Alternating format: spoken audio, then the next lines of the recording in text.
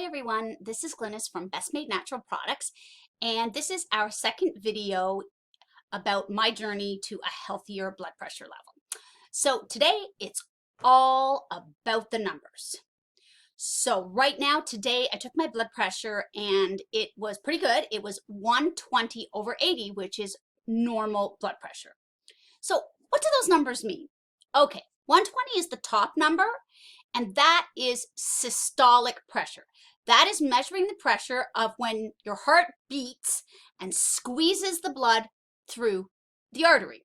Now, the bottom number, which is typically lower in terms of a number, is your diastolic pressure, and this is the pressure in that same artery in between heartbeats. Now, when either one of these numbers is high, you have high blood pressure based on your sort of worst reading, okay? Now, something to really keep in mind is that even though I've said that, if you're 50 years old or older, your top number becomes a bit more of a priority.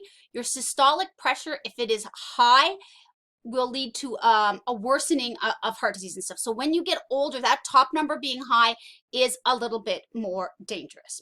So we know what they are, but what level is considered to be dangerous or not safe? So let's head over to the Best Made site. There's a great blog there that we have. And in that blog, we are going to see a handy dandy little chart that we can look at. Okay, here we are in our blood pressure blog. And when we look at the chart, we have two columns that we need to look at, the systolic and diastolic. Okay, so normal is 120 or less for your top number, and it's 80 or less for your bottom number. Now, sometimes you will see these items here labeled a little differently, okay? This elevated is called prehypertensive in some reading that you will do, and this is sometimes called stage 1, stage 2, and stage 3, but the numbers are the same. And as the numbers get larger, obviously, it is going to get much more dangerous for you as an individual. So, bearing in mind that 120 and under is normal and 80 and under is normal, let's have a quick look at what my numbers have looked like since I started taking the remedy on September 31st. Okay, so let's go and do that. Okay, so these are my numbers. Right over there is the numbers. And the column in the red, this is the one we want to look at. Okay, so when I first started taking the drops, my very first blood pressure reading was 146/98. And that's like second stage hypertension. That's actually not very good at all. But as we're moving down, you'll see that the numbers almost right away start to drop. 138/90, that was after taking the drops. Then 134/94.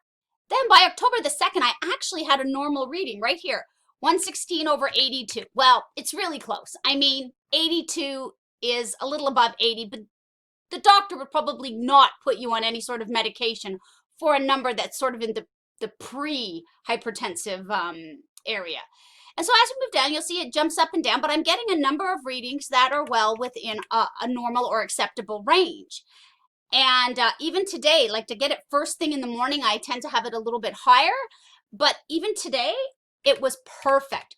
So I've only been taking it for a week, and the only difference is it has gotten a little colder where I lived. So instead of doing a lot of things like swimming and biking, I'm doing more like Pilates and yoga and weight training. I'm still doing my walking and hiking because it's still pretty nice outside for that. So although I changed it a bit, really only relaxation was the thing that I tried to add a bit more in, plus using the remedy.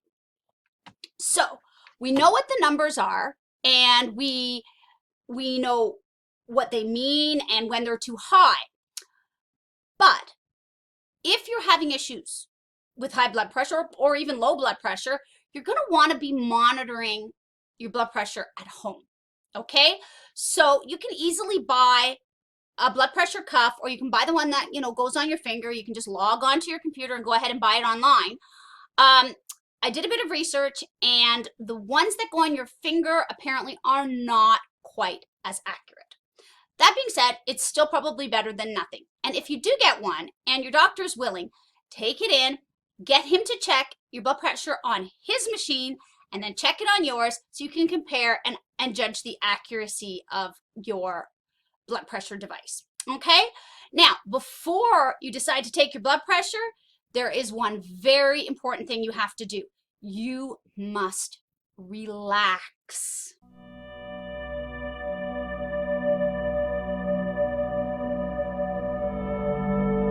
Okay, so that's probably a little bit more relaxed than we need to be. Science Daily has just reaffirmed that what the American Heart Association has been saying all along is indeed correct. You want to sit in a straight back chair, like my office chair, for example. You want your arms up near chest height, and you want your feet flat on the floor. And you want to relax for about 5 minutes before taking your blood pressure if you really want to get an accurate reading. Now, I have found if I do some deep breathing, within about a couple of minutes, that's usually all I need in order to ensure the accuracy of my reading. Now, when you are going to take your blood pressure, you never want to take it over top of a shirt like this. So I have a t-shirt on underneath because you actually want to have skin contact with the cuff. Now, when you're putting your blood pressure cuff on, this part here, the cord that goes from the cuff, the part that reads, okay, that has to be facing down your arm towards the actual unit. It cannot be facing up this way. So you got to make sure when you put it on that that is facing in the right direction, or you're not going to get an accurate reading. Typically, you're going to want to do your reading on your left hand arm, although in some cases, the doctor will tell you that the right one is fine. You want to make sure you get it on there snug. And so what's really important here is when you're ordering, if you have a very large arm, look for one that has an extra large cuff size.